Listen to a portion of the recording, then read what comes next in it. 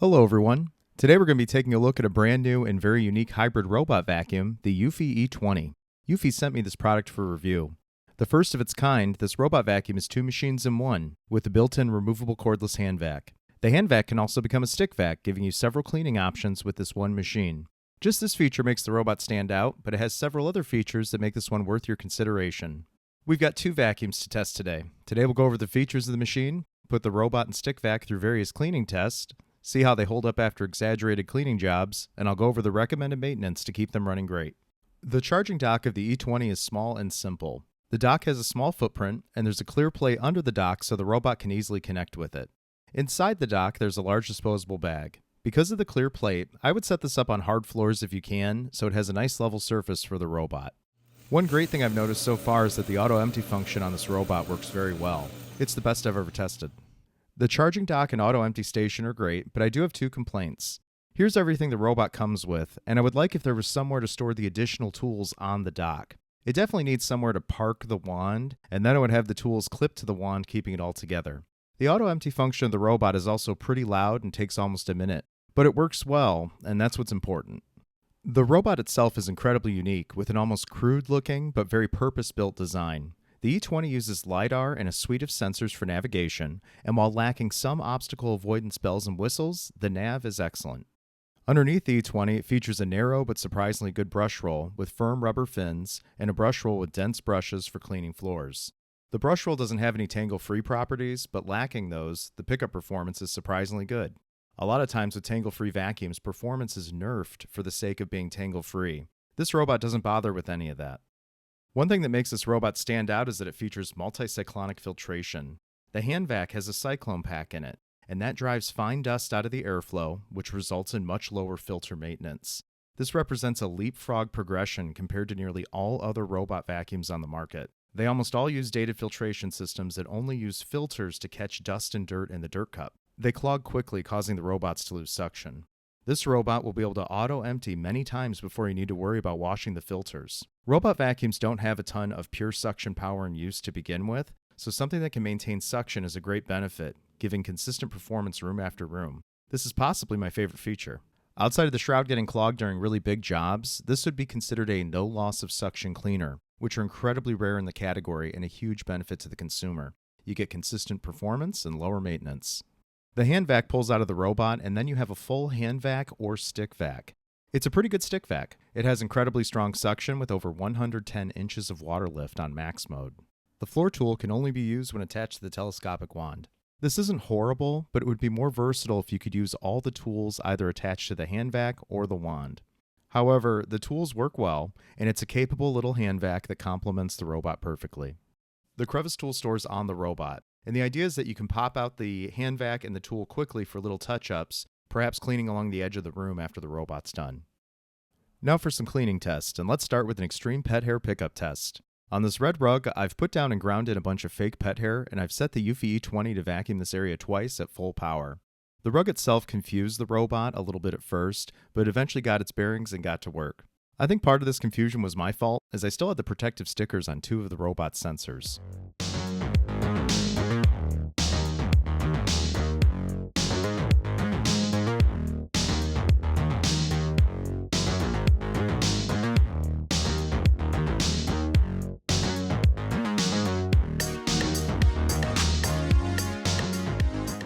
I went over the carpet afterwards with another vacuum, and here's what the robot picked up versus what it left behind.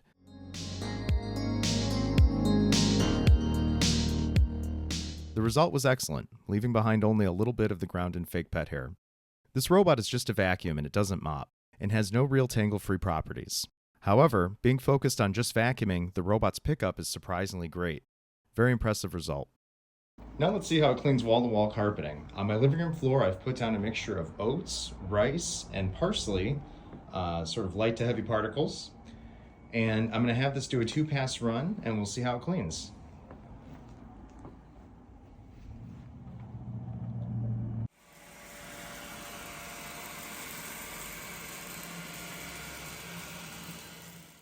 The navigation on the eufy is excellent. It's lacking some of the modern cameras and extra obstacle avoidance that more expensive models have, but it has solid and smart LiDAR navigation. The robot will first border rooms, Then clean the rooms in nice straight lines. It's gentle and thorough. At roughly 4.5 inches tall, the robot is on the taller side, but it covers every square inch of a room it possibly can. When in robot mode, even at full power, the vacuum is quiet and I wouldn't consider it disruptive. The only noisy aspect of the machine is the auto empty station. Edge cleaning could be better, but it's only held back by the narrow main brush roll. Otherwise, performance is excellent. I have the E20 set to auto empty every 30 minutes during cleaning to prevent the screen in the dirt cup, called a shroud, from clogging.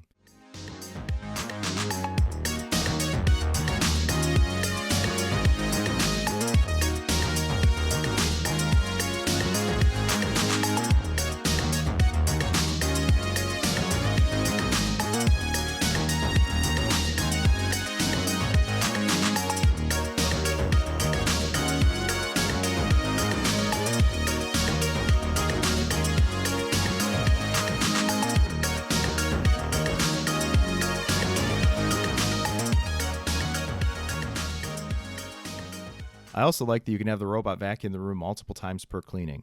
After it's done one pass, it will vacuum the room again, going a different direction. This results in excellent overall pickup. While I would still keep around a more powerful main vacuum for deep cleaning, this will do an excellent job maintaining clean floors between deep cleans. The eufy is all done vacuuming my living room, and it did a 2-pass run, and it did a great job. It did miss some oats along the edge here, but that's normal. That's to be expected for this type of robot where it has a narrow main brush and then relies on the side brush for edges, but that's not too bad. And there's just some oats left over along the edges, but I put down a whole lot of dirt and it really gobbled it all right up, which is great. Leaves nice carpet lines, and the pickup overall was excellent. Only missed a little bit here and there, and I put down more on the edge here. Only missed a little bit there, here and there. I had it empty mid-job. It empties on a timer every half hour, which was good because the dirt cup was totally full. But overall, that did fantastic. Now let's see how the E20 cleans hard floors. On my kitchen floor, I've put down a free-for-all of light to heavy crumbs. The hard floor cleaning performance of this robot is excellent. The side brush is slow enough that scatter is minimal, and overall pickup is great. Corner and edge cleaning on hard floors is very good too, with its surprisingly good side brush. The robot does its sole task of vacuuming very well regardless of floor type.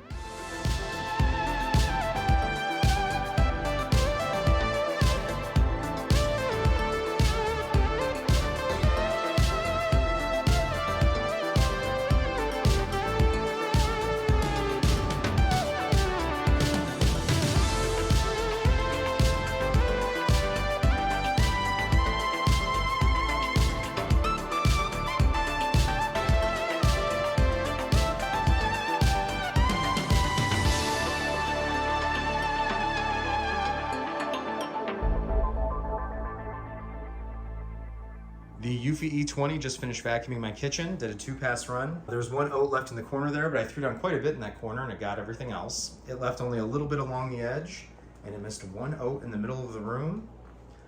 There's just a small amount of crumbs flicked under the cabinets, but hardly any.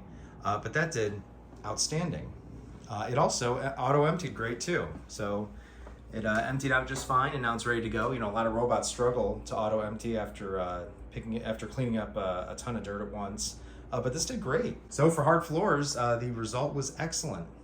Now let's take a look at the hand vac and stick vac. There's things I like and dislike about the hand vac, and it does have some odd limitations. The crevice tool and combo tool only fit on the hand vac, and the motorized tool only fits on the extendable wand. So it's a little bit more limited with tool use than I would like. The suction power of the hand vac is incredible, with over 110 inches of water lift on max power. It's very powerful. The stick vac also has a pretty good brush roll, with one row of stiffer bristles and one row of soft bristles for cleaning hard floors. The wand on the stick vac is a little shorter than I would like, and the hand vac itself is balanced a little weird, but overall it's a great option to have and a great companion cleaner to the robot. Alright, so in stick vac mode, let's see how well the eufy E20 cleans carpeting. From testing this, just running it beforehand, I would say this is comparable to the Dyson V8. But let's see how it does. And on this red rug here, I've put down a bunch of fake pet hair, oats, glitter, and rice. So light to heavy particles, and that fake pet hair is ground in. I'm going to run this at full power.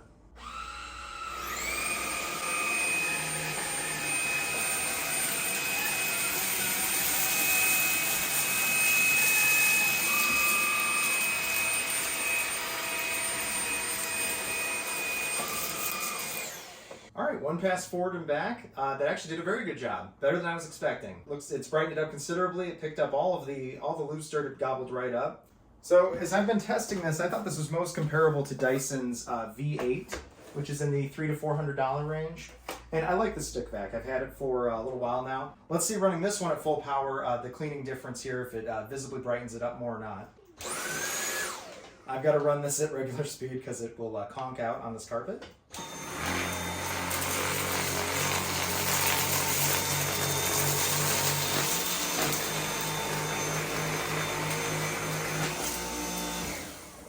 So the Dyson did an excellent job. I think the Dyson's one of the best for the price in terms of carpet cleaning performance. It's very good.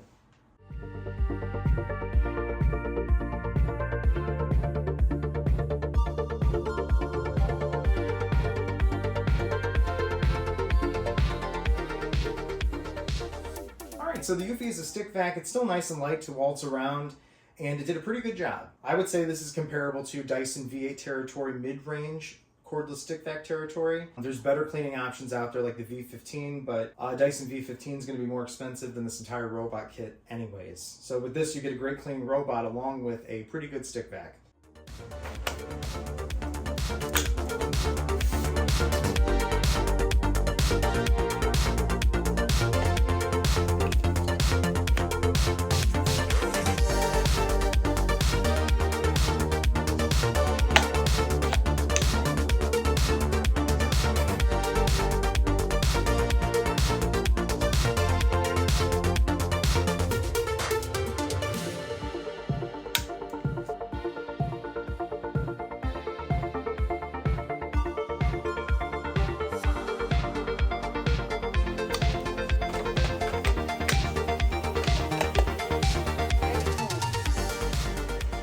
So this just sets back in here. Very easy. And now to empty it. If you need to collect dust, please press and hold the home button for a few seconds. So I'm glad that it tells you. So if you want to manually empty it when you're done using it as a stick vac, you just hold the home button for a few seconds, then it's going to go into that process.